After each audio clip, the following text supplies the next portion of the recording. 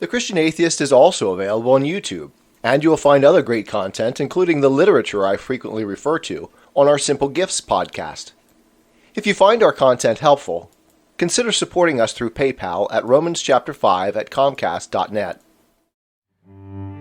Welcome to the Christian Atheist, where faith and reason fuse in the incarnation.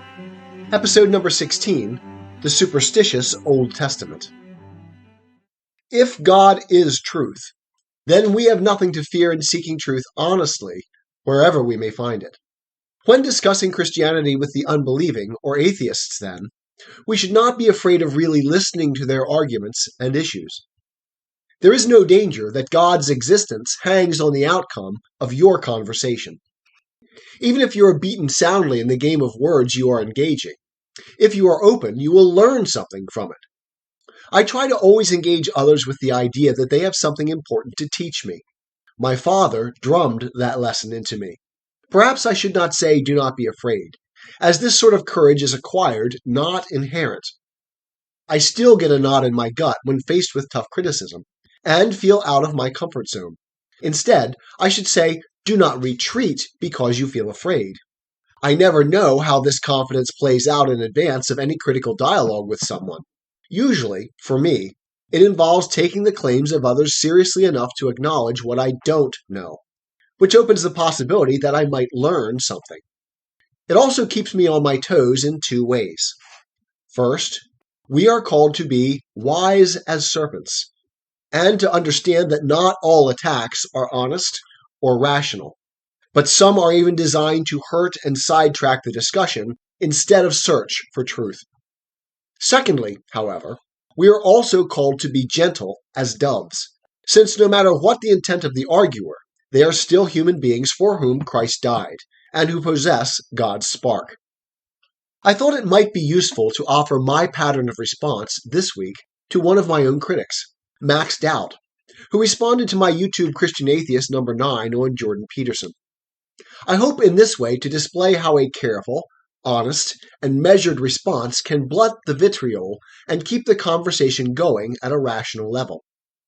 The first thing to note is that Max is a generically fair critic, within the mainstream of opinion on academic biblical scholarship. He ends reasonably.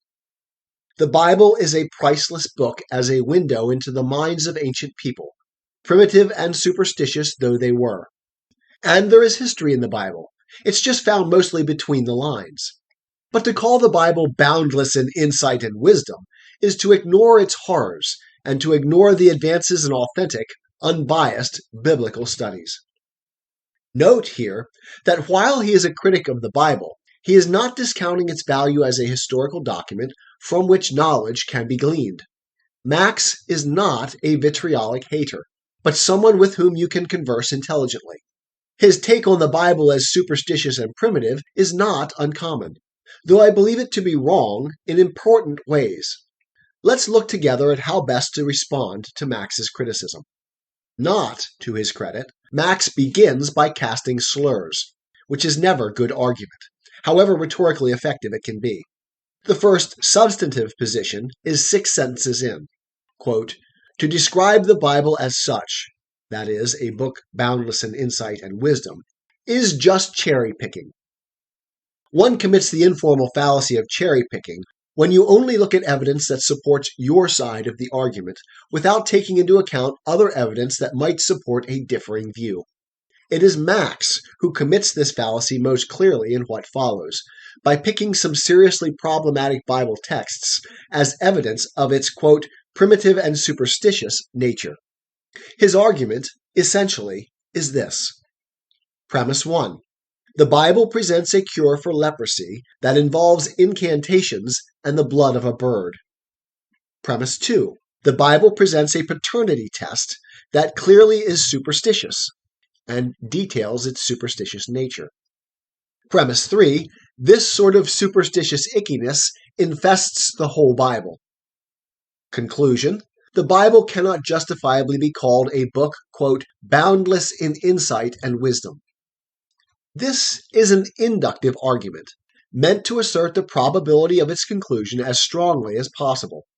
Its logic is that of support for a conclusion, not of deductive necessity, which is just an observation, not a critique of the argument. Almost all of our arguments as human beings are inductive in nature. However, an inductive argument is only as strong as 1. The individual premises truth states, and 2. The logic of their support for the conclusion. Max's argument, though containing at least one really good critical assessment of the Bible in premise 2, fails to be a good argument in all other ways. Let's examine it. Premise 1 is an interpretive reading of Leviticus 14. The context makes it clear that what is being represented is not meant to be a cure for leprosy at all, but rather a cleansing rite to restore the Jewish person to fellowship with God and his people after their leprosy has departed. These cleansing rites are arcane, odd, and distasteful to many, me among them, as podcast 15 makes clear. But the claim that this is superstitious, in opposition to cultural, is not well supported, since it is not a matter of any metaphysical efficacy for the procedure, but simple obedience to community practice. The second premise is far more serious, I think, and reflects my own reservations with the Old Testament sacrificial system. If you read Numbers 5:11 through 31, Max's characterization of the procedure is not far off, so we have to give him credit that he is not misrepresenting the Bible's actual words to make a point. This is a very positive thing. We should, at the very least, be able to agree over clear-cut data. I even agree that this seems superstitious nonsense, though our own ignorance of the times and the text itself may weaken this claim. We should be careful to not arrogantly overstate our understanding of things like this. The third premise, too, suffers from this critical arrogance, overstatement. Max has serious objections that should not be quickly dismissed or glossed over. I don't have answers that I am happy with for the, quote, superstitious ickiness that appears in the Bible. But I find it remarkable not for its pervasiveness, but for its scarcity, especially given the wide-ranging and remarkable scope of this book. I could add many troubling issues to the list that Max provides. But the fact that the Bible has a number of unresolved issues that I cannot understand does not generalize into the claim that superstitious ickiness infects the whole Bible. This is patently false, and a fair-minded critic should not make such claims, just as the Christian should not simply dismiss the serious objections of the critic. Intellectual honesty should be the standard on both sides. We will observe a parallel sort of arrogance regarding the Bible's historicity in next week's edition. I applaud the many serious attempts by believers to make sense of the Bible's problematic passages. But even so, we should understand that the need to explain issues means that there are serious issues. Explanations are not always resolutions. Problems should not be explained away. My return to Christ depended upon accepting the tension of irresolution, of uncertainty, of paradox, the necessity of faith no matter which side of the looking glass we choose to stand upon. Why? Because that is how the world is. Problematic, uncertain. As an atheist, no matter how hard I tried to box my world up, it kept escaping the boundaries.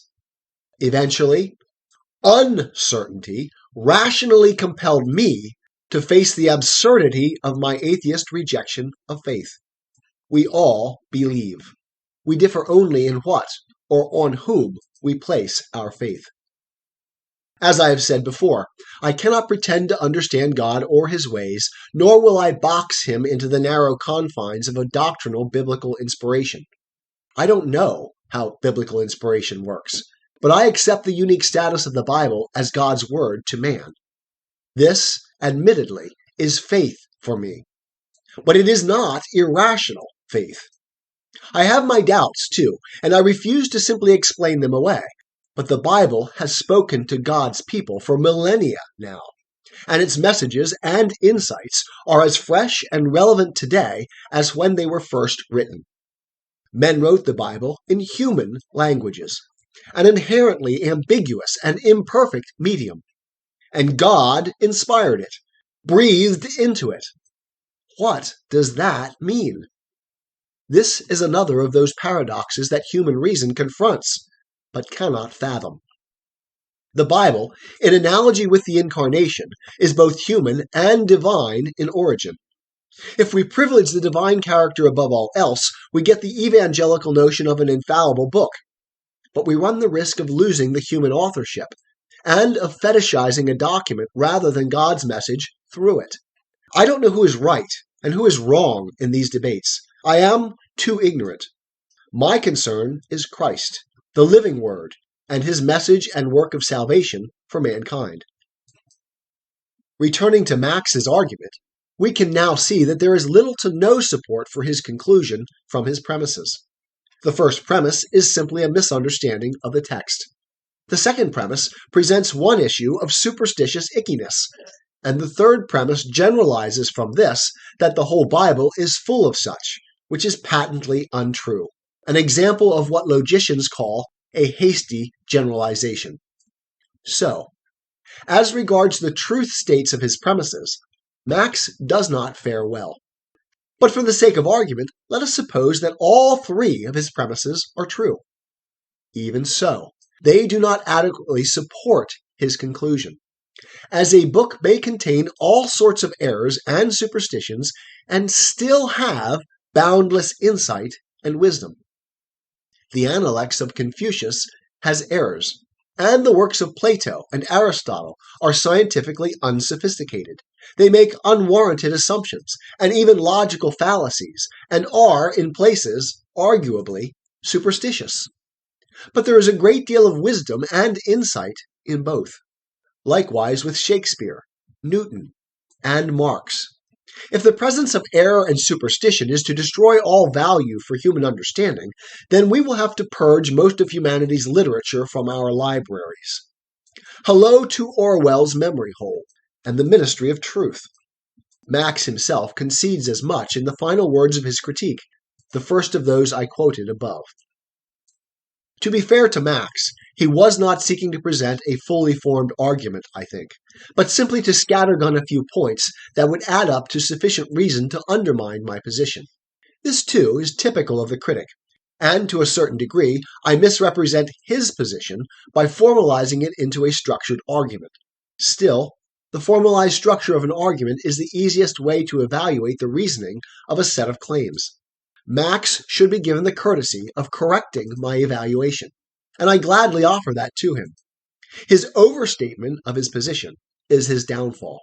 It would be a reasonable critique to claim that there are passages in the Bible that argue against its being taken seriously as a God-given text, as God is the author of truth, and the procedure for determining paternity, for example, is seriously problematic from a modern medical perspective.